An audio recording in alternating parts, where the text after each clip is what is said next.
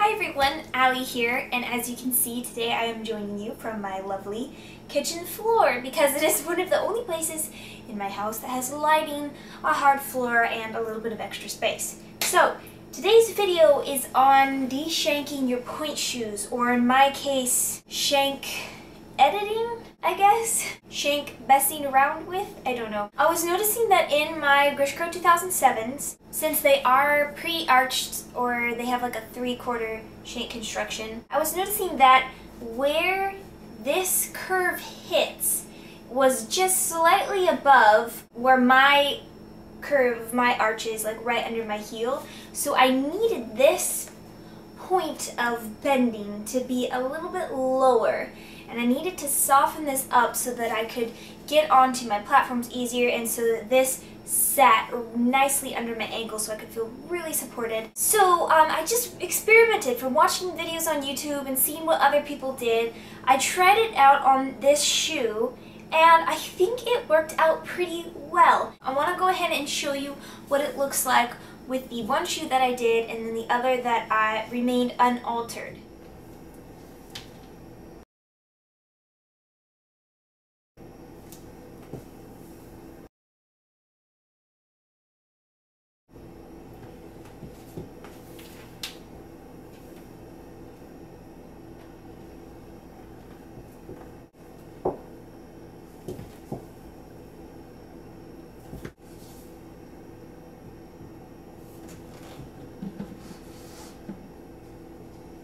So I am going to go ahead and try to do exactly what I did to my left shoe as what I did to my right shoe. Start off, a quick warning. I did this earlier, not a huge deal, but I just wasn't ready for the abrupt release of the shoe as I was trying to pull the sole away from it, so it just scratched me. So just be careful and pay attention to what you're doing. So the first thing I did was I tore away like this sole part away from the fabric. And it's just glued on. Okay, and I pulled this part off down to the point where this nail pulled out. Now you can see the nail there. I don't know if it's going to make a difference, but I'm going to try. I want to do it exactly the same way I did the first time. So the first time I actually took this nail out and then put it back in. So I have no idea. I'm just going to do it again just to make sure I'm doing it the same because I really liked how it turned out with my other shoe. If I had pliers, this would be a lot easier. There's that. Then I took this cardboard part here and I just ripped it away like this off of the shoe, this little thin cardboard piece. Whatever part came off like that. Oh, poop. Okay. Then I just cut this off. You can rip it too. This is the point here. I kind of needed this L shape, the point of this where it bends, to happen just a little bit farther down, like just a smidge. It makes a huge difference. I actually took the hammer and I tried to like soften it a bit just by hitting it here and then trying to force this because it gets significantly thicker here. And again, your shoes might be different, but you can kind of get the idea of it. There we go. I can already feel it loosening up a little bit. Just need this to bend like right here. Be careful, you guys. Please don't destroy your fingers in this process. Loosening up this bend here to get it to break down a little bit farther, combined with taking off this piece of stiffer cardboard that was under here in the sole, I think is really what was key. On my other shoe, then I decided to put the nail back in because when I put the shoe back on, it bubbled up under my heel like really weirdly, so exaggerated.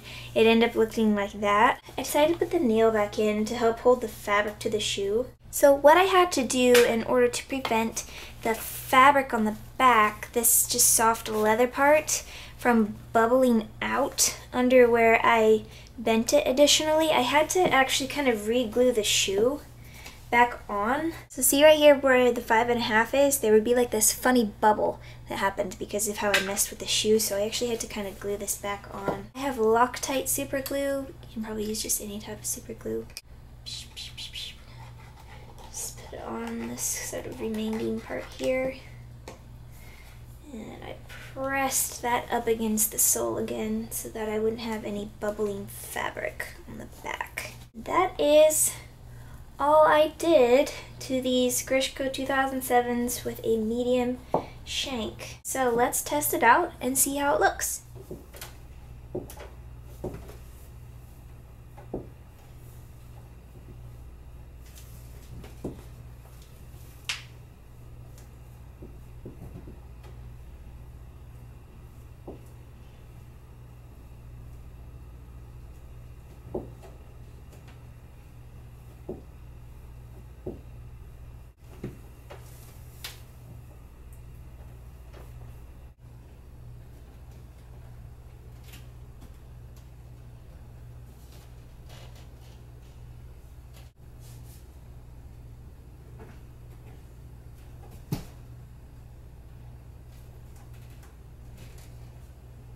Well guys, I gotta admit, I am really happy with this and I really wish I would have tried it sooner. My shoes feel custom made. I can feel the shank pressing right up under my heel. I feel so supported.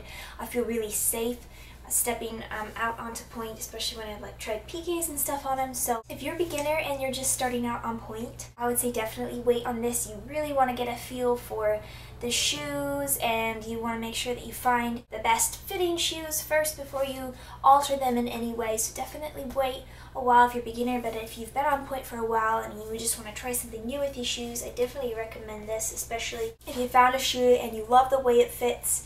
Like for me, the Grishko 2007, I just always wish that that 3/4 shank hit just a little bit lower, and now I've figured out how to do it, so I'm really excited.